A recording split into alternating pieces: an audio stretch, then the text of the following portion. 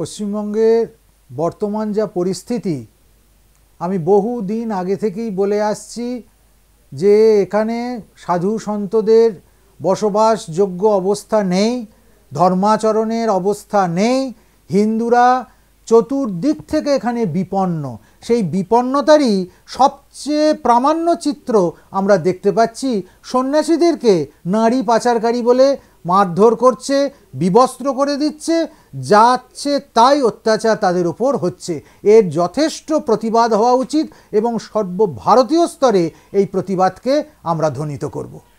মহারাজ, তাহলে কি পশ্চিমবঙ্গে হিন্দু হয়ে জন্মানোটা এখন অপরাধের অভিশাপ? অভিশাপ। পশ্চিমবঙ্গে হিন্দু হয়ে জন্মানো হচ্ছে অভিশাপ। আর এখানে আমরা যদি অন্য ধর্মের হয়ে জন্মাতে পারতাম তাহলে বোধহয় আমরা নিশ্চিত থাকতে পারতাম।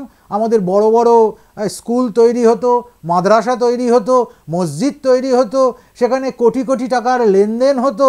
সেখানে একদম প্রকাশ্যে বলা হচ্ছে যে 20 কিলো সোনা কারোর ছাড়িয়ে দেওয়া হলো, সে যদি এখন আনন্দ করে খুশি হয়ে 1-1.5 কিলো দিয়েই যায়, তাতেই বা ক্ষতি কী আছে?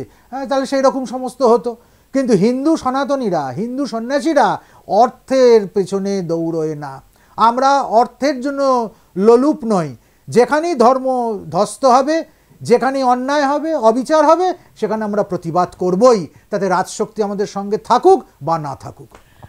মহারাজ, এই যে এই ঘটনাটা যেটা আজকে বাংলায় ঘটলো, যেটা প্রায় নজিরবিহীন একটা ঘটনা, তার সঙ্গে মহারাষ্ট্রের পালঘরে যে সাধু হত্যার ঘটনা, এই দুটোকে কি এক সূত্রে যুক্ত করা যায়? তার চেয়েও নিকৃষ্টতম অবস্থা পশ্চিমবঙ্গে। পালঘরে যে সন্ন্যাসী নিধন হয়েছিল এবং সেখানে তার উত্তর পরিস্থিতি যা হয়েছিল, এখানে তো তার চেয়েও খারাপ পরিস্থিতির মধ্যে আমরা রয়েছি। প্রতি মুহূর্তে যে বলি যে আমরা বিপন্ন, এখানে সনাতনীদের ধর্মাচরণের উপযুক্ত পরিবেশ নেই, সেই শুনে যারা উদাসীন থাকে তাদের চোখে আঙুল দিয়ে দেখাবার মতো ঘটনা এখানে ঘটে গেল। মহারাজ, আজকে যে ঘটনা ঘটেছে, সন্ন্যাসীদের ওপর হাত তোলার যে অভিযোগ উঠেছে, তাতে কিন্তু সেখানকার যারা মানুষ তারা বলছেন যে ওই মেয়েগুলির পেছনে নাকি মানে যে 3টি মেয়ে রয়েছে তাদের পেছনে নাকি সন্ন্যাসীরা ধাওয়া করছিলেন। এবং তৃণমূল মন্ত্রী শশী পাঁজা তিনি বলছেন যে অপহরণের সন্দেহে তাদেরকে মারধর করা হয়েছে, কিন্তু এমনিতে শুধু শুধু তাদের ওপরে কোনো রকম আক্রমণ করা হয়নি। কি বলবো? অপহৃত কটি মাকে পাওয়া গেছে বা সন্ন্যাসীদের কাছ থেকে অপহৃত মহিলা কজন পাওয়া গেছে?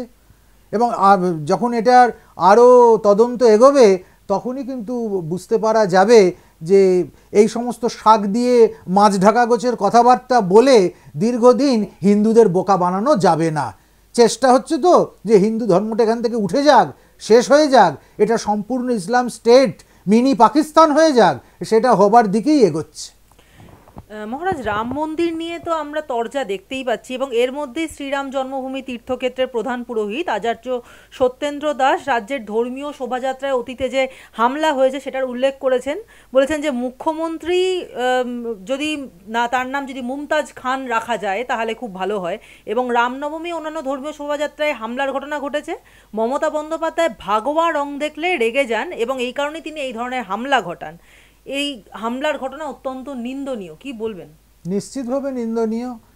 যেখানে মুসলমানদের এত তাজিয়া বেরোচ্ছে, এত মিছিল হচ্ছে, রাস্তা অবরোধ করে সেখানে তাদের ধর্মীয় কৃত্য হচ্ছে, সেখানে নিরস্ত্র রামনবমীর শোভাযাত্রায় পাথর বর্ষণ করা, নানানভাবে অত্যাচার করা, আক্রমণ করা, এটা কোন জাতীয় সভ্যতা, কোন দেশের সভ্যতা, সেটাই তো বুঝতে পারা যাচ্ছে না। মহারাজ, আমাদের রাজ্যে আমরা দেখেছি যে শিব পুজো বা কালী পুজো বা ছোট রক্ষা কালী পুজো হলো পাড়াতে, অথবা দুর্গা পুজো তো হয়েই থাকে, এসব নিয়ে কোনোদিন কোনো সমস্যা হয় না। কিন্তু হঠাৎ করেই যখন যেদিনকে রাম জন্মভূমি উদ্বোধন হবে, রাম মন্দিরের উদ্বোধন হবে, সেদিনকেই আমাদের রাজ্যে বিজেপি নেতৃত্ব নির্দেশ দিয়েছে যে কিছু জায়গায় যদি রাম পুজোর আয়োজন করা যায়। তো শ্রীরামচন্দ্রের পুজোর জন্য কালীঘাটের একটি সংস্থা, একটি ক্লাব আয়োজন করছিল এবং সেই আয়োজনে পুলিশ বাধা দিচ্ছে। এবং এমনই পরিস্থিতি যে যেখানে আমাদের 12 মাসে 13 পার্বণ বাঙালির চলতে থাকে, সেখানে একটা শ্রীরামচন্দ্রের সাধারণ পুজো, যাকে শ্রীরামচন্দ্রকে আমরা বিষ্ণুর অবতার বলে জানি, সেখানে সত্যনারায়ণ পুজো পর্যন্ত আমাদের বাড়িতে বাড়িতে হয়, সেখানে শ্রীরামচন্দ্রের একটা পুজোর জন্য সে মামলা কোর্ট পর্যন্ত গড়িয়ে গেল। রাম পুজোতে এত আপত্তি কেন? রামকে নিয়ে আপত্তি, আমরা ছোটবেলায় আমাদেরকে একটা কবিতা আমরা শুনতাম না, যে যখনই ভয় পাবে তখনই রাম নাম করবে, রাম লক্ষণ সাথে আছে ভয়টা আমার কি। তা রামকে ভয় পায় কারা? ওই ভূত প্রেত, দৈত্যী দানব, রাক্ষসী, রক্তচোষা, এরাই তো রামকে ভয় পাবে। তা যাদের রাম নামে আপত্তি আছে তারা হয় রাক্ষস রাক্ষসী, ভূত প্রেত, দৈত্য দানব, আর নয়তো নিশাচর, এরকমই কিছু হবে। তাই জন্য রাম নামে এত আপত্তি হচ্ছে। তৃণমূলের এক যুবনেত্রী সায়নী ঘোষ, তিনি বলছেন যে শিক্ষা নেই, চাকরি নেই, অন্ন নেই, মন্দির বানিয়ে হবেটা কি? তার সামনে কি বাটি নিয়ে বসতে হবে, ভিক্ষা করতে হবে?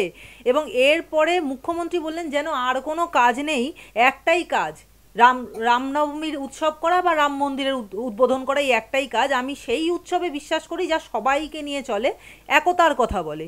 ইলেকশনের আগে এটা একটা গিমিক শো, কিন্তু তাই বলে অন্য সম্প্রদায়ের মানুষকে অবহেলা করাটা ঠিক নয়। যেখানে আমরা দেখেছি মহারাজ যে মুখ্যমন্ত্রী নিজেই ক্রিসমাস ক্যারলে অংশগ্রহণ করছেন, বা যখন ঈদের নামাজ পড়ছেন তখন সেখানে অংশগ্রহণ করছেন, অথচ যা কদিন আগে যেখানে আমাদের এত বড় একটা গীতা পাঠের অনুষ্ঠান হলো সেখানে তিনি অংশগ্রহণ করেননি। সেখানে তিনি বলছেন যে অন্য সম্প্রদায়ের মানুষকে অবহেলা করা। তিনি কি নিজেই নিজের কথায় ফেঁসে যাচ্ছেন না? কি মনে হয় আপনার?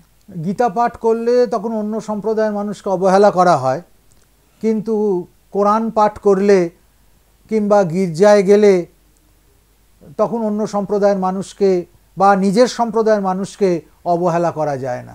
এসব কথার কোনো যুক্তিই নেই, এসব কথা ধর্তব্যের মধ্যেই নয়।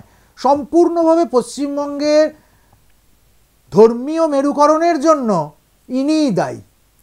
এনার বক্তব্যে, এনার অসংলগ্ন বিবৃতির জন্য ধীরে ধীরে পশ্চিমবঙ্গের চেহারা বদলে যাচ্ছে। একজন আমাদের রাজ্যেরই একজন খুব বিখ্যাত গায়ক, জীবনমুখী গান তিনি গাইতেন, নচিকেতা চক্রবর্তী, তিনি হঠাৎ করেই একটা রাম মন্দিরের সম্পর্কে একটা মানে কথা বলে বসেন, যেটা অনেকটা মানে সোশ্যাল মিডিয়ায় ভাইরাল হয়েছে এবং সকলেই নেটিজেনরা অত্যন্ত বিরক্ত হয়েছেন। সেটা হচ্ছে যে রাম মন্দিরের উদ্বোধনের আগে তিনি বলছেন যে এই রাম জন্মভূমি নাকি প্রচুর কোট আনকোট ধ্যাসটামো চলে আমাদের দেশে। এটা ধর্মের ব্যাপার নয়, আসলে রাজনৈতিক খেলা। এবং যদি সেরকমই হয় তাহলে প্ল্যানচেট করে দশরথকে ডাকা হোক যে রাম আসলে কোথায় জন্মেছেন। কি বলবেন এই বিষয় নিয়ে? বলবো অত্যন্ত অভদ্র, অসভ্য, অসংলগ্ন একটা মানুষ যে এইভাবে হিন্দুর আরাধ্য দেবতাকে হিন্দু হয়ে নিজে আক্রমণ করতে পারে, সে কোনো মনুষ্য পদবাচ্যই নয়। এই রকম মানুষের নাম উচ্চারণ করতেও ঘেন্না বোধ করি। নচিকেতা আরেকটাও কথা বলছেন যে আমরা যদি রামে বিশ্বাস করি তাহলে দশরথে নয় কেন? রাম জন্মভূমির কথা জানতে গেলে প্ল্যানচেট করে তাকে ডাকা হোক, তিনিই বলতে পারবেন কোথায় রাম জন্মেছেন।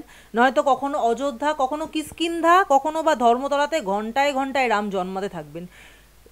এটা মানে কি ধরনের কথা? মানে মহারাজ, আমরা যে ছোট থেকে যখন রামায়ণ পড়েছি, ছেলেদের রামায়ণ, ছেলেদের মহাভারত, বা এমনি ছবির বইতে রামায়ণ পড়েছি, সেখানে পরিষ্কারই পড়েছি যে রঘুবংশের রাজা দশরথ এবং তার রাজধানী, তার রাজ্য হচ্ছে অযোধ্যায়, সেখানেই রাম জন্মেছিলেন। সেটা খুব স্বাভাবিক জানতাম যে অযোধ্যায় রাম জন্মেছেন। সেখানে হঠাৎ করে তিনি বলে বসলেন কিষ্কিন্ধা, কখনো বলছেন ধর্মতলা, ঘন্টায় ঘন্টায় রাম জন্মাতে থাকবেন। এই কথার মানে কি মনে হয় আপনার? পাগল ছাগলের উক্তি, পাগলে কিনা বলে, সম্পূর্ণ পাগলের প্রলাপ বলে মনে হয়। বিশেষ করে কোটি কোটি ভারতবর্ষের বাসীর হৃদয়ে আঘাত দিয়ে ওনার যে এই বক্তব্য, এটা অত্যন্ত নিন্দনীয়, আপত্তিজনক, এবং এর জন্যই, কেবলমাত্র এই মন্তব্য করার জন্যই ওকে অ্যারেস্ট করা উচিত। এত মানুষের ধর্মীয় ভাবাবেগে সে আঘাত করছে। রামচন্দ্র তার খেলার বস্তু নয়। দুটো গান তার মানুষ শুনেছে বলে নিজেকে ভগবান ভাবার কোনো কারণ হয়নি। ধর্ম নিয়ে ছেলে খেলা করা কোনোভাবেই সমর্থনযোগ্য নয়। খুব সতর্ক থাকতে হবে, একদম সতর্ক হয়ে চলতে হবে।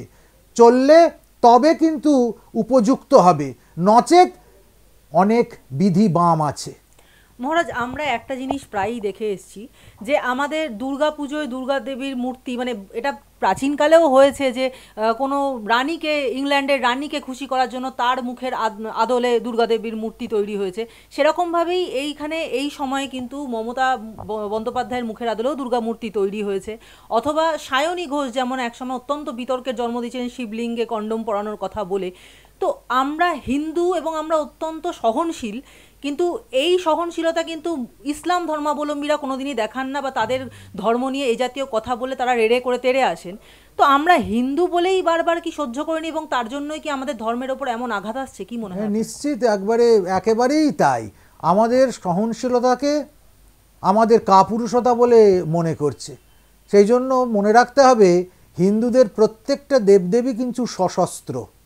তারা যতই শান্তির কথা বলুক, অমৃতের কথা বলুক, যথাসময় অস্ত্র ধরতে কিন্তু কখনোই পেছপা হবে না। এবং সনাতনীদের সেইভাবে মনের গঠন তৈরি করে রাখা উচিত, সেইভাবে নিজেকে নিজের ভেতর থেকে তৈরি করা দরকার।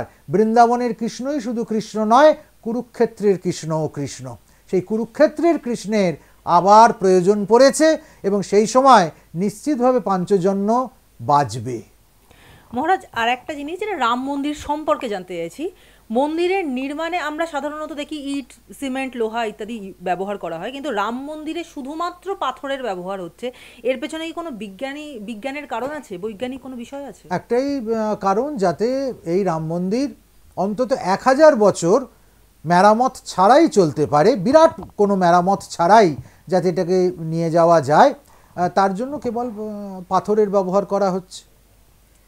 উত্তরপ্রদেশের যে অযোধ্যায় যে রাম মন্দিরের প্রাণ প্রতিষ্ঠা অনুষ্ঠান, সেখানে দেশের 4 জন শঙ্করাচার্যর অনুপস্থিতি ঘিরে একটা চর্চা শুরু হয়েছে। তারা জানিয়েছেন যে এই অনুষ্ঠানে তারা উপস্থিত থাকতে পারবেন না। হরিদ্বারের জ্যোতির্পীঠের শঙ্করাচার্য জানিয়েছেন যে এই প্রাণ প্রতিষ্ঠা যে অনুষ্ঠান হচ্ছে, পুরো মন্দির নির্মাণটা শেষ না করেই এই অনুষ্ঠান হচ্ছে, যা ধর্মশাস্ত্রের বিরোধী। সেজন্য তিনি আসতে পারবেন না, এবং এরপরেই হইচই শুরু হয়ে যায়। কিন্তু দেশের বাকি 2 শঙ্করাচার্য খোলাখুলি এই অনুষ্ঠানটাতে সমর্থন জানিয়েছেন। এর কারণ কি মনে হয় আপনার? এর কারণ রাজনৈতিক উদ্দেশ্য প্রণোদিত। এর পিছনে কোনো ধর্মীয় সত্যতা নেই। আমাদের জানা উচিত যে মন্দির প্রতিষ্ঠা একটি পৃথক কৃত্য, মূর্তি প্রতিষ্ঠা আরেকটি পৃথক কৃত্য। মন্দিরের সম্প্রসারণ দীর্ঘদিন ধরেই চলতে পারে। মূর্তি প্রতিষ্ঠা তখন হবে যখন বেদিটা পূর্ণাঙ্গ হয়ে যাবে। রাম মন্দিরে বেদি পূর্ণাঙ্গ হয়ে গেছে, গর্ভগৃহ পূর্ণাঙ্গ রূপ নিয়েছে। অতএব সেখানে মূর্তি প্রতিষ্ঠায় শাস্ত্রীয় কোনো বাধক নেই। আর যে আপত্তি উঠছে যে মন্দিরের অনেক অংশ এখনো শেষ হয়নি, নির্মীয়মান মন্দির, হ্যাঁ, নির্মাণ কার্য আরও 10 বছরও চলতে পারে, তাতে মূর্তি প্রতিষ্ঠার বাদ হয় কি করে?